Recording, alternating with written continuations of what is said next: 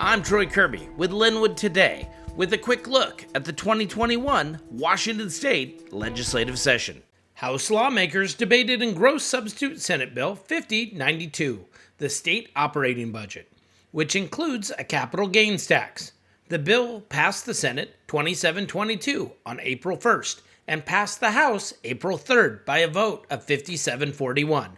The House and Senate will negotiate amendments, and if they come to terms, the legislation will go on to the governor's office for the possibility to be signed into law. This turning point is because of the sacrifices the people of our state have made over the past year. The loss of jobs, wages, time away from loved ones, businesses that have closed, and neighbors who have moved away unexpectedly. And of course, the lives that were lost due to the pandemic. The pandemic has impacted every person in every corner of our state. And a year ago, we had no idea the severity of the economic and health impacts due to the pandemic. But the budget team braced for the worst.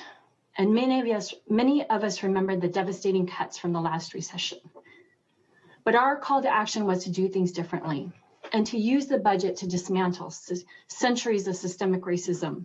This unsustainable growth rate and taking all of our money out of our savings account are not acceptable.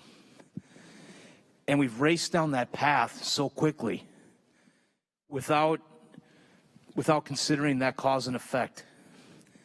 And I'd like, the good paraphrase of the great mathematician, Dr. Ian Malcolm, he said, we were so preoccupied with that we could do it, we never stopped and asked if we should do it.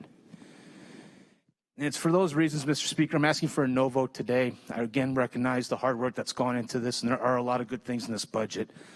But this unsustainable growth rate is going to come back to haunt us. This Washington recovery budget puts people first by standing up for communities hardest hit by the pandemic, including our rural communities, our communities of color, and immigrant communities. Our budget boosts funding for public health districts so they can keep us healthy, and it invests more than $1 billion in vaccines, tracing, and testing to beat this pandemic. This budget is funded by a tax that I believe to be unpopular and unconstitutional, that could be thrown out by voters or the courts at any point, which would create a significant hole in the budget and make us unable to fund the many good things that have been described on the floor.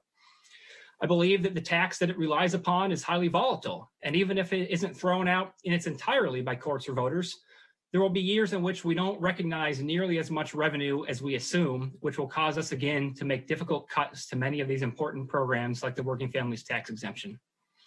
I'm also concerned, Mr. Speaker, that this relies on a tax that will hamper our recovery efforts. We heard from many members on both sides of the aisle how important it is for this budget to help get Washington State back to work and recovered, but I'm deeply concerned that taxing innovators and entrepreneurs will hamper that very recovery. And most importantly, Mr. Speaker, as we've pointed out time and time again, this new tax is simply not necessary. We can fund every last dime that is funded in the underlying budget without assuming this tax. Thank you for watching the Daily Legislative Report by Lynnwood Today, covering the 2021 legislative session.